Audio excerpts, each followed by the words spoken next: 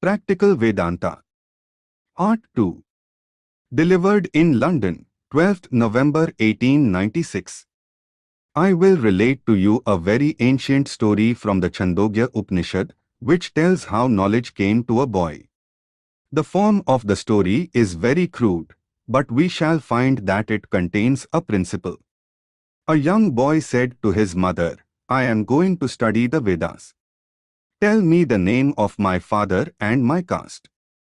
The mother was not a married woman, and in India the child of a woman who has not been married is considered an outcast. He is not recognized by society and is not entitled to study the Vedas.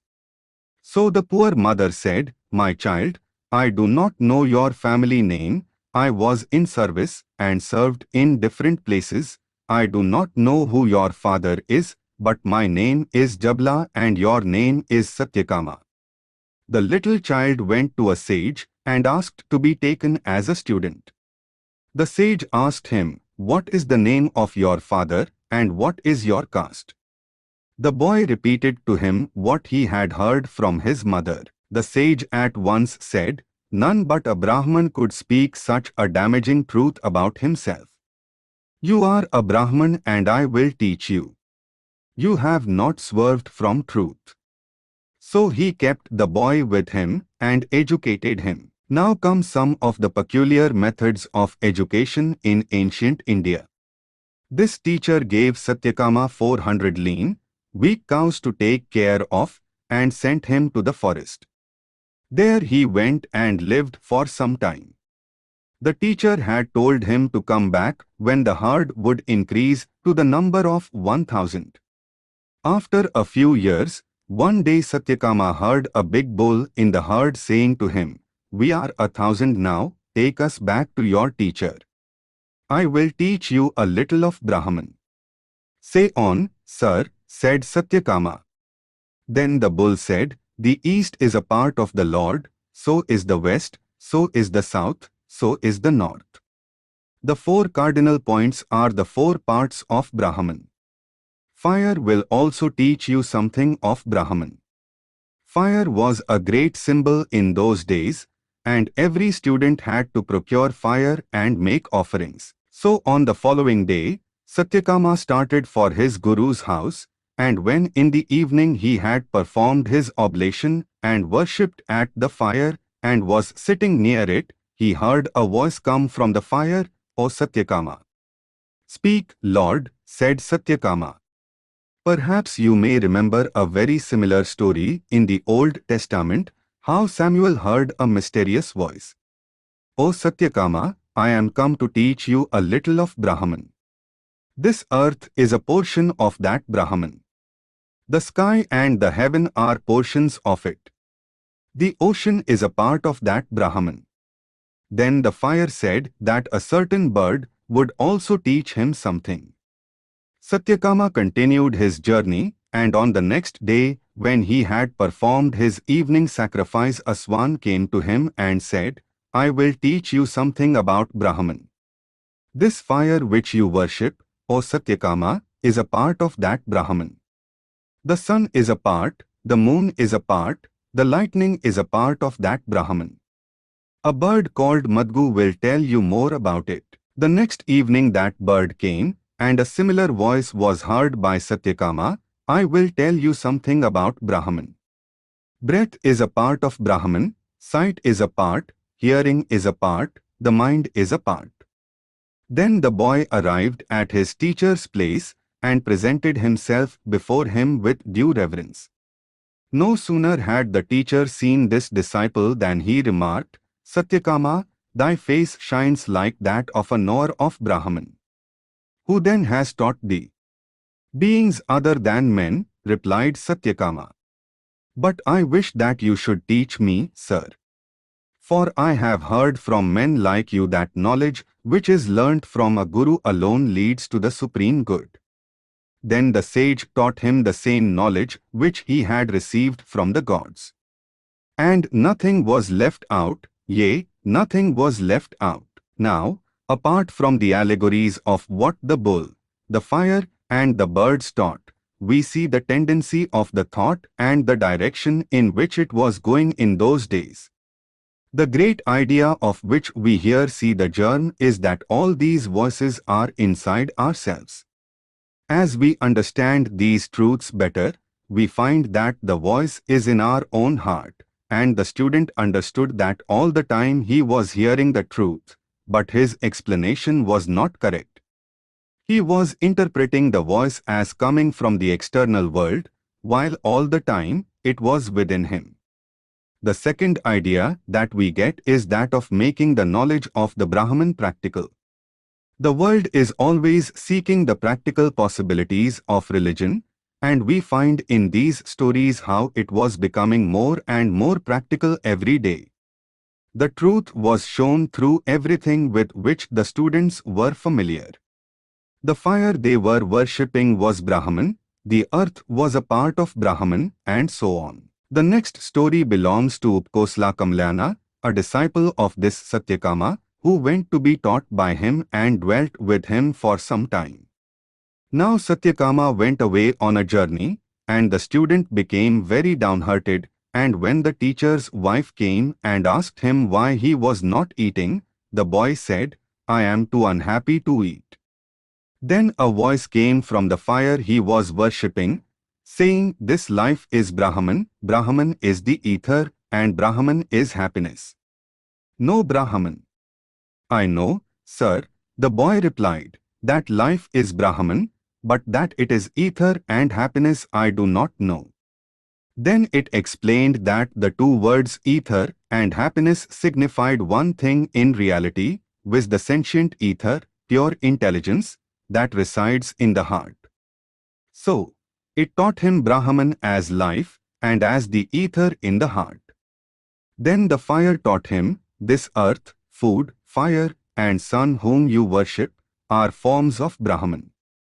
The person that is seen in the sun, I am he. He who knows this and meditates on him, all his sins vanish, and he has long life and becomes happy.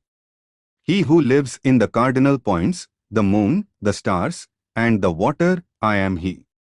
He who lives in this life, the ether, the heavens, and the lightning, I am he. Here too we see the same idea of practical religion. The things which they were worshipping, such as the fire, the sun, the moon, and so forth, and the voice with which they were familiar, form the subject of the stories which explain them and give them a higher meaning. And this is the real, practical side of Vedanta.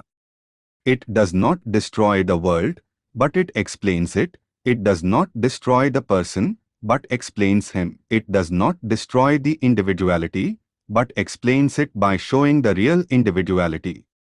It does not show that this world is vain and does not exist, but it says, understand what this world is, so that it may not hurt you. The voice did not say to Upkosla that the fire which he was worshipping, or the sun, or the moon, or the lightning, or anything else, was all wrong, but it showed him that the same spirit which was inside the sun, and moon, and lightning, and the fire, and the earth, was in him, so that everything became transformed, as it were, in the eyes of Upkosla.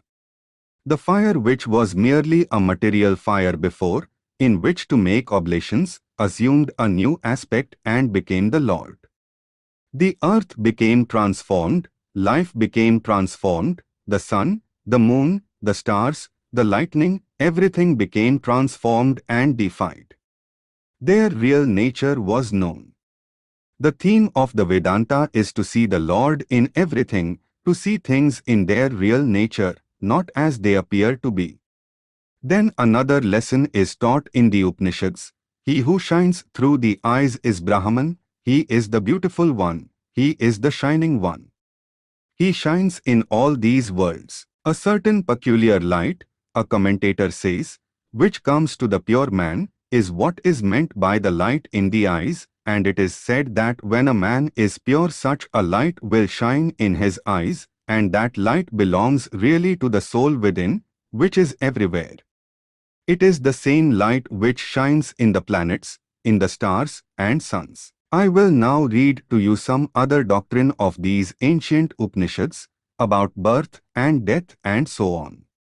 Perhaps it will interest you. Shvetketu went to the king of the Panchalas, and the king asked him, "Do you know where people go when they die? Do you know how they come back? Do you know why the other world does not become full?" The boy replied that he did not know. Then he went to his father and asked him the same questions. The father said, "I do not know," and he went to the king. The king said that this knowledge was never known to the priests, it was only with the kings, and that was the reason why kings ruled the world. This man stayed with the king for some time, for the king said he would teach him. The other world, O Gautama, is the fire. The sun is its fuel. The rays are the smoke. The day is the flame. The moon is the embers. And the stars are the sparks. In this fire the gods pour libation of faith, and from this libation King Soma is born. So on he goes. You need not make oblation to that little fire, the whole world is that fire, and this oblation, this worship, is continually going on. The gods and the angels and everybody is worshipping it. Man is the greatest symbol of fire, the body of man. Here also we see the ideal becoming practical, and Brahman is seen in everything. The principle that underlies all these stories is that invented symbolism may be good and helpful, but already better symbols exist than any we can invent. You may invent an image through which to worship God, but a better image already exists, the living man. You may build a temple in which to worship God, and that may be good, but a better one, a much higher one, already exists, the human body. You remember that the Vedas have two parts, the ceremonial and the knowledge portions. In time ceremonials had multiplied and become so intricate that it was almost hopeless to disentangle them, and so in the Upanishads we find that the ceremonials are almost done away with, but gently, by explaining them. We see that in old times they had these oblations and sacrifices. Then the philosophers came, and instead of snatching away the symbols from the hands of the ignorant, instead of taking the negative position, which we unfortunately find so general in modern reforms, they gave them something to take their place. Here is the symbol of fire, they said. Very good. But here is another symbol, the earth. What a grand, great symbol. Here is this little temple, but the whole universe is a temple, a man can worship anywhere. There are the peculiar figures that men draw on the earth, and there are the altars, but here is the greatest of altars, the living, conscious human body, and to worship at this altar is far higher than the worship of any dead symbols. We now come to a peculiar doctrine. I do not understand much of it myself. If you can make something out of it, I will read it to you. When a man dies, who has by meditation purified himself and got knowledge, he first goes to light, then from light to day, from day to the light half of the moon, from that to the 6 months when the sun goes to the north, from that to the year, from the year to the sun, from the sun to the moon, from the moon to the lightning, and when he comes to the sphere of lightning, he meets a person who is not human, and that person leads him to the conditioned Brahman. This is the way of the gods. When sages and wise persons die, they go that way and they do not return. What is meant by this month and year, and all these things, no one understands clearly. Each one gives his own meaning, and some say it is all nonsense. What is meant by going to the world of the moon and of the sun, and this person who comes to help the soul after it has reached the sphere of lightning, no one knows. There is an idea among the Hindus that the moon is a place where life exists, and we shall see how life has come from there. Those that have not attained to knowledge, but have done good work in this life, first go, when they die, through smoke, then to night, then to the dark 15 days, then to the 6 months when the sun goes to the south, and from that they go to the region of their forefathers, then to ether, then to the region of the moon, and there become the food of the gods, and later are born as gods and live there so long as their good works will permit. And when the effect of the good work has been finished, they come back to earth by the same route. They first become ether, and then air, and then smoke, and then mist, then cloud, and then fall upon the earth as raindrops, then they get into food, which is eaten up by human beings, and finally become their children. Those whose works have been very good take birth in good families, and those whose works have been bad take bad births, even in animal bodies. Animals are continually coming to and going from this earth. That is why the earth is neither full nor empty. Several ideas we can get also from this, and later on, perhaps, we shall be able to understand it better, and we can speculate a little upon what it means. The last part, which deals with how those who have been in heaven return, is clearer, perhaps, than the first part, but the whole idea seems to be this, that there is no permanent heaven without realizing God. Now some people who have not realized God, but have done good work in this world, with the view of enjoying the results, go, when they die, through this and that place, until they reach heaven, and there they are born in the same way as we are here, as children of the gods, and they live there as long as their good works will permit. Out of this comes one basic idea of the Vedanta, that everything which has name and form is transient. This earth is transient because it has name and form, and so the heavens must be transient because there also name and form remain. A heaven which is eternal will be contradictory in terms, because everything that has name and form must begin in time, exist in time, and end in time. These are settled doctrines of the Vedanta, and as such the heavens are given up. We have seen in the Sanhita that the idea of heaven was that it was eternal, much the same as is prevalent among Mohammedans and Christians. The Mohammedans concretize it a little more. They say it is a place where there are gardens, beneath which rivers run. In the desert of Arabia water is very desirable, so the Mohammedan always conceives of his heaven as containing much water. I was born in a country where there are 6 months of rain every year. I should think of heaven, I suppose, as a dry place, and so also would the English people. These heavens in the Sanhita are eternal, and the departed have beautiful bodies and live with their forefathers, and are happy ever afterwards. There they meet with their parents, children, and other relatives, and lead very much the same sort of life as here, only much happier.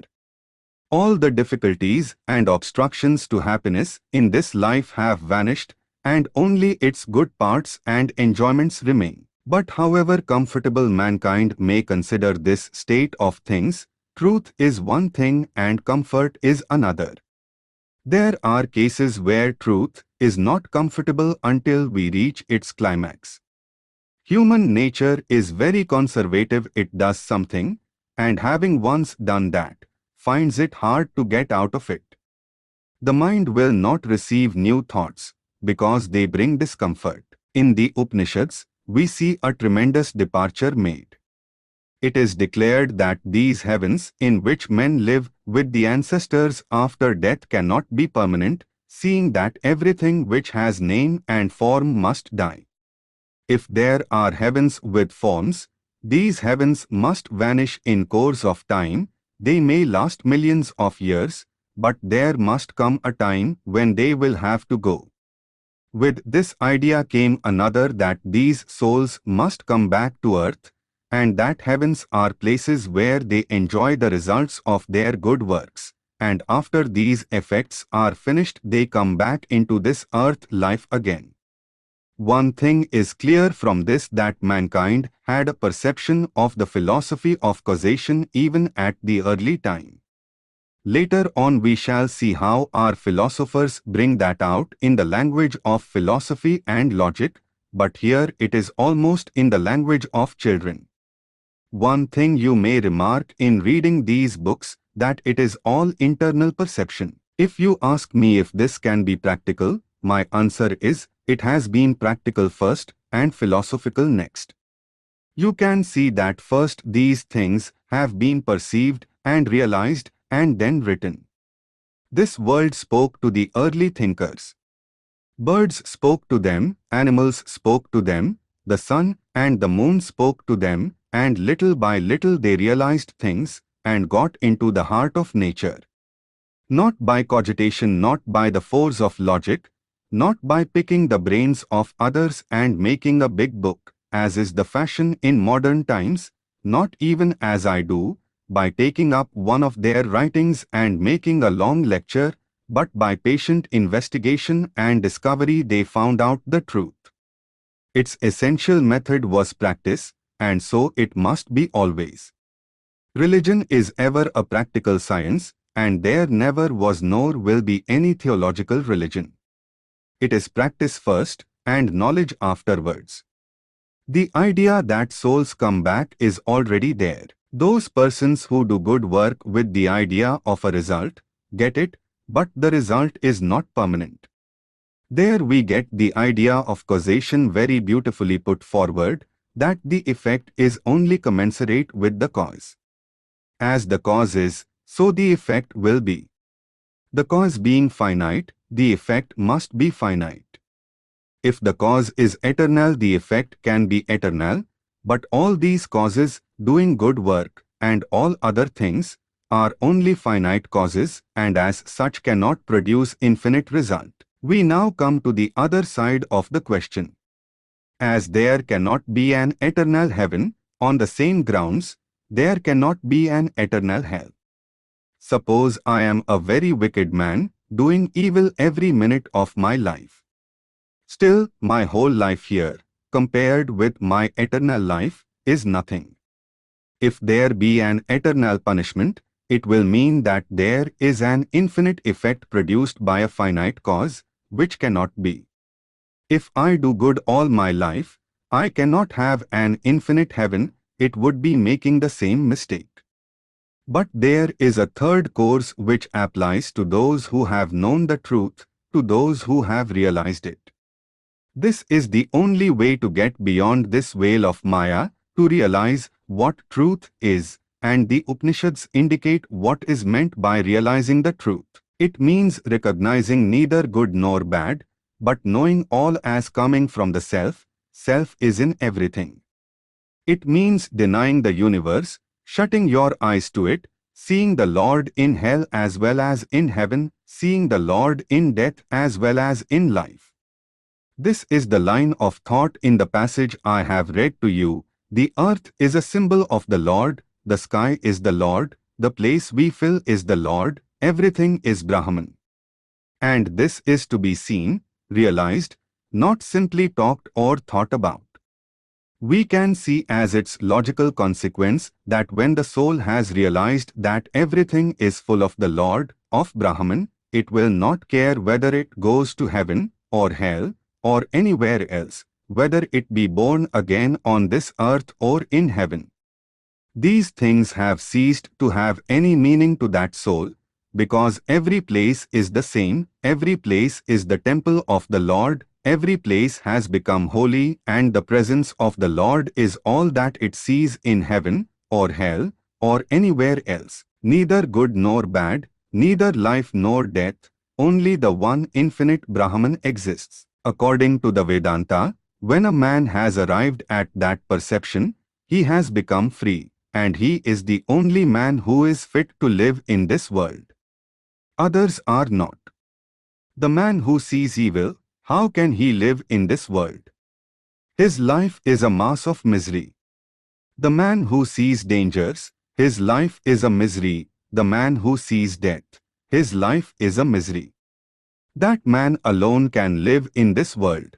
He alone can say, I enjoy this life, and I am happy in this life. Who has seen the truth, and the truth in everything?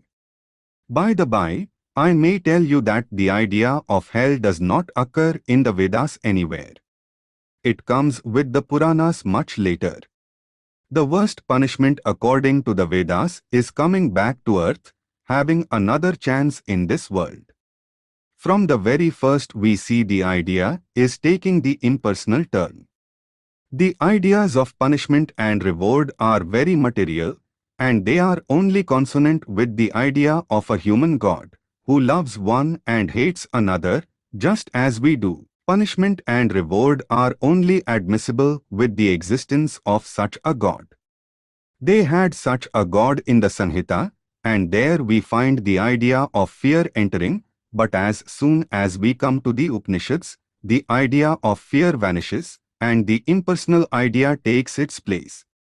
It is naturally the hardest thing for man to understand, this impersonal idea, for he is always clinging on to the person. Even people who are thought to be great thinkers get disgusted at the idea of the impersonal God.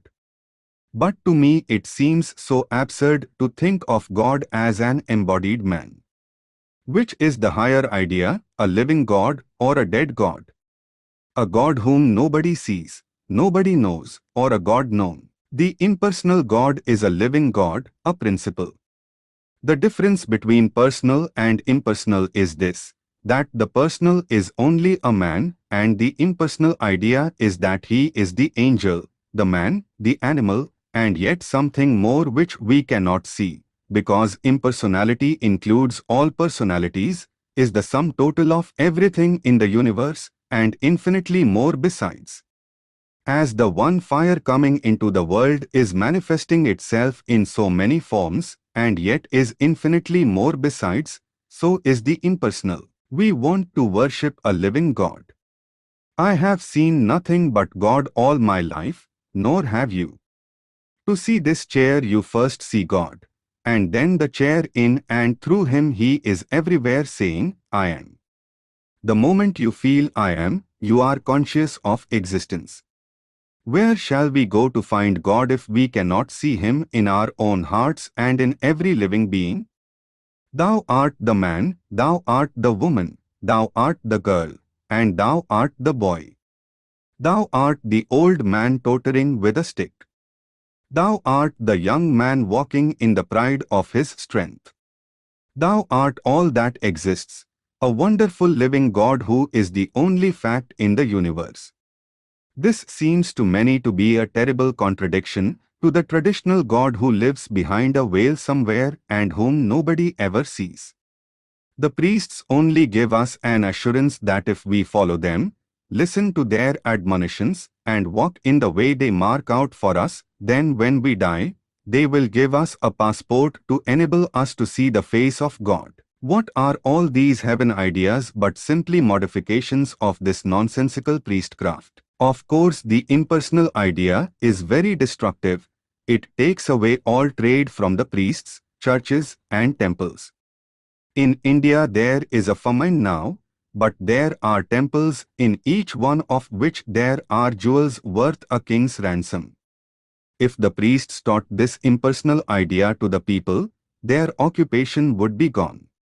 Yet we have to teach it unselfishly, without priestcraft. You are God and so am I, who obeys whom? Who worships whom? You are the highest temple of God. I would rather worship you than any temple, image, or Bible. Why are some people so contradictory in their thought?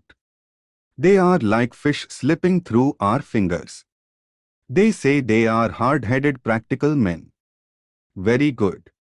But what is more practical than worshipping here, worshipping you? I see you, feel you, and I know you are God. The Mohammedan says, there is no God but Allah. The Vedanta says, there is nothing that is not God. It may frighten many of you, but you will understand it by degrees. The living God is within you, And yet you are building churches and temples and believing all sorts of imaginary nonsense. The only God to worship is the human soul in the human body. Of course all animals are temples too, but man is the highest, the Taj Mahal of temples. If I cannot worship in that, no other temple will be of any advantage. The moment I have realized God sitting in the temple of every human body, the moment I stand in reverence before every human being and see God in him, that moment I am free from bondage, everything that binds vanishes, and I am free. This is the most practical of all worship. It has nothing to do with theorizing and speculation. Yet it frightens many.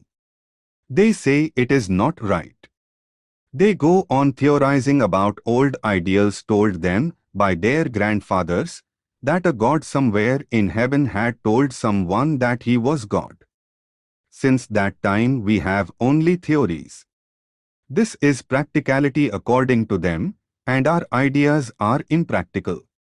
No doubt, the Vedanta says that each one must have his own path, but the path is not the goal.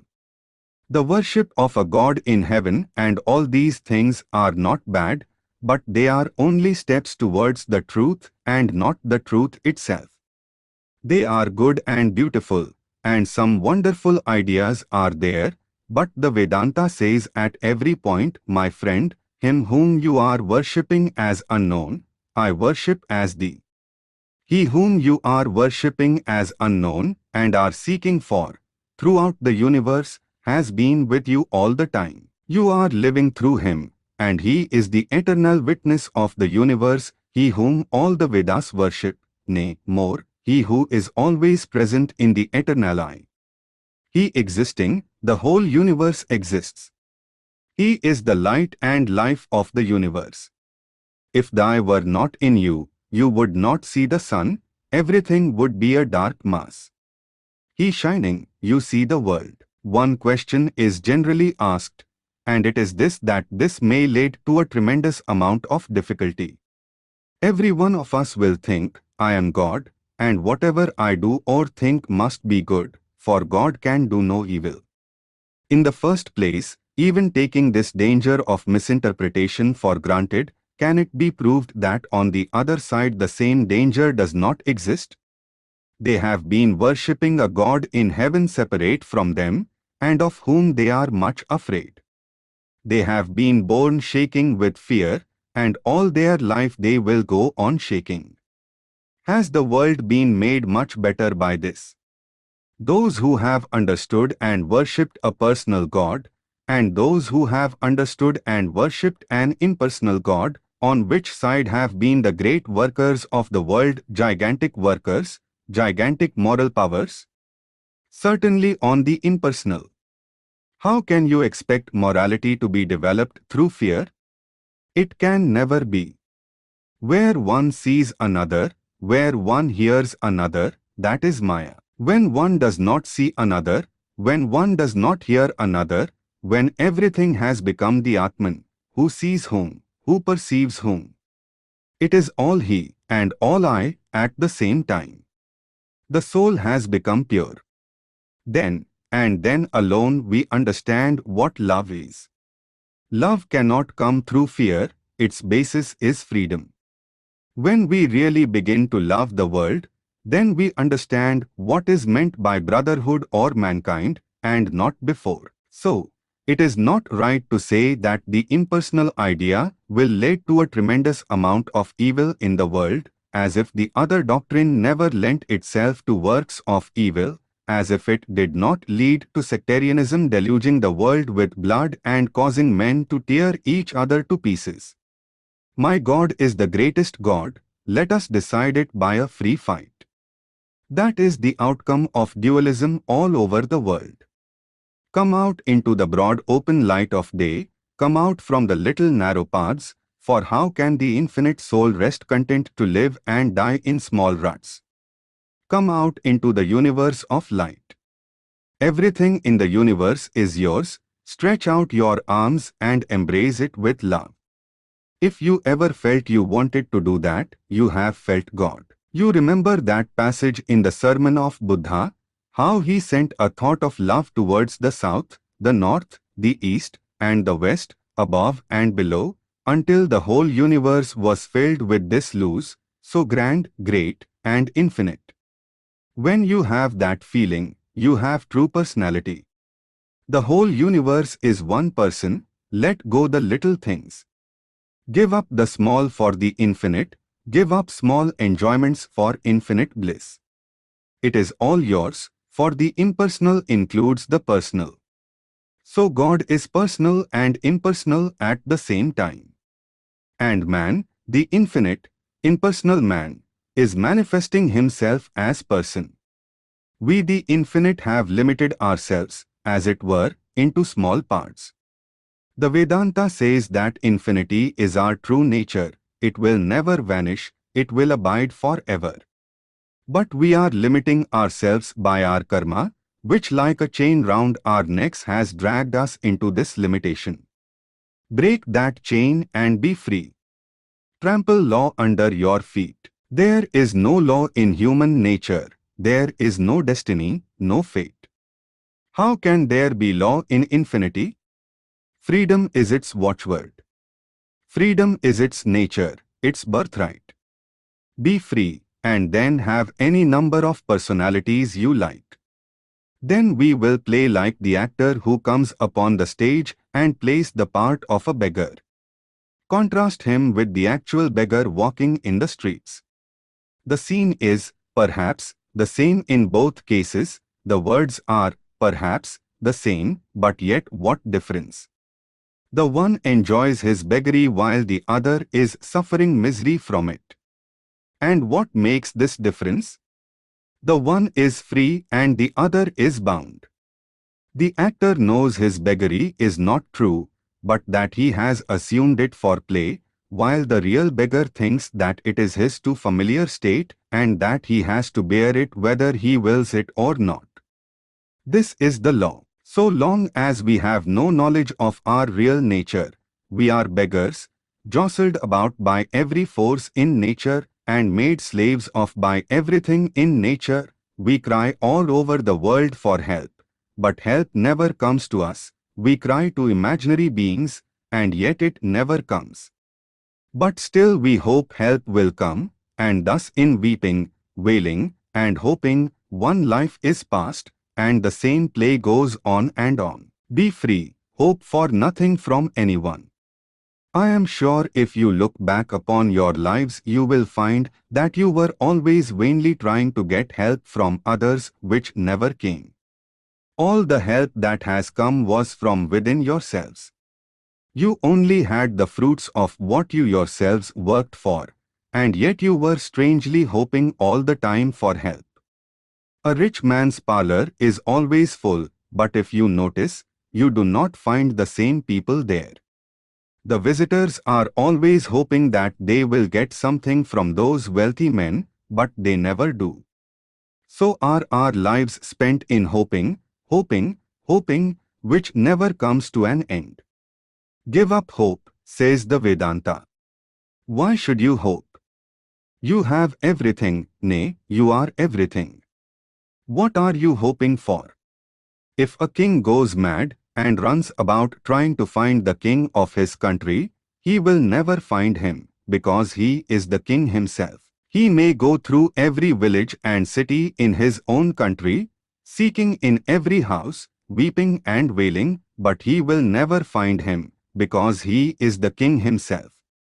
It is better that we know we are God and give up this fool's search after him, and knowing that we are God we become happy and contented. Give up all these mad pursuits, and then play your part in the universe as an actor on the stage. The whole vision is changed, and instead of an eternal prison this world has become a playground. Instead of a land of competition it is a land of bliss, where there is perpetual spring, flowers bloom and butterflies flit about.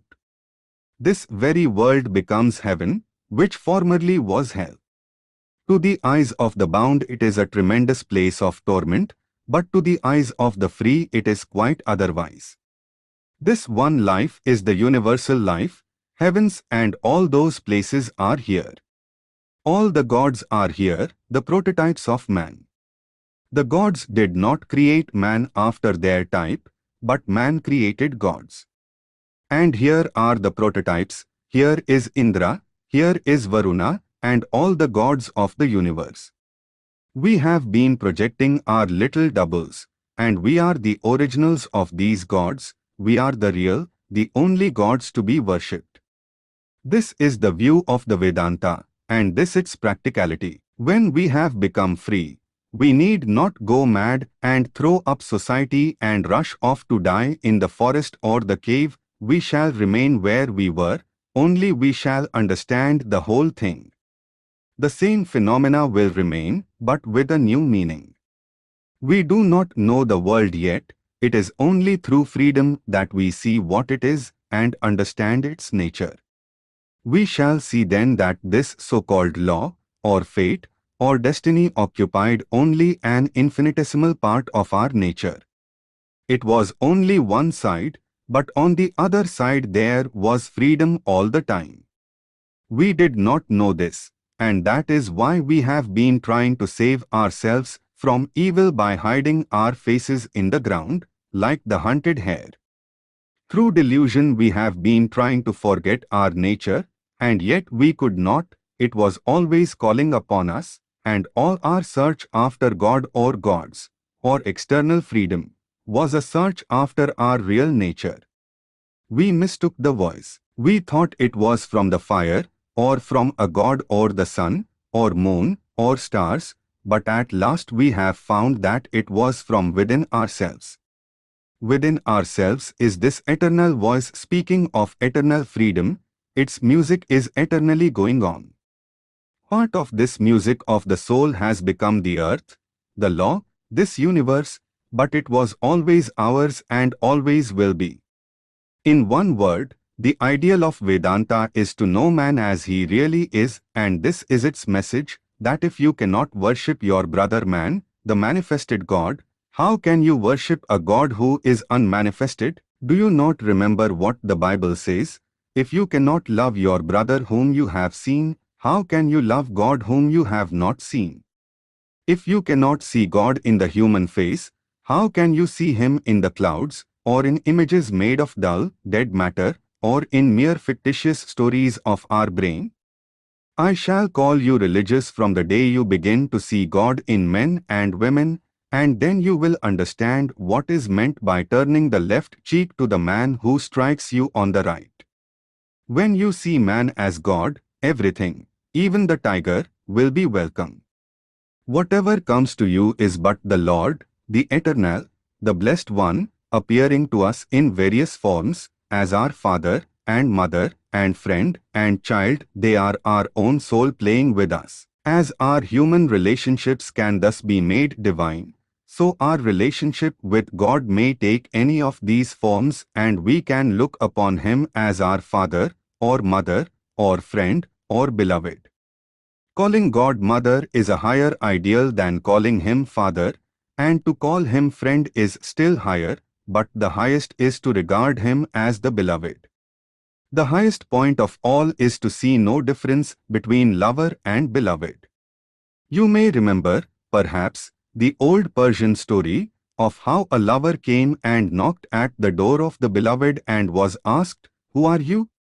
He answered, "It is I," and there was no response. A second time he came and exclaimed, "I am here," but the door was not opened. The third time he came, and the voice asked from inside, "Who is there?" He replied, "I am thyself, my beloved," and the door opened. So is the relation between God and ourselves. He is in everything, He is everything. Every man and woman is the palpable, blissful, living God. Who says God is unknown? Who says He is to be searched after? We have found God eternally.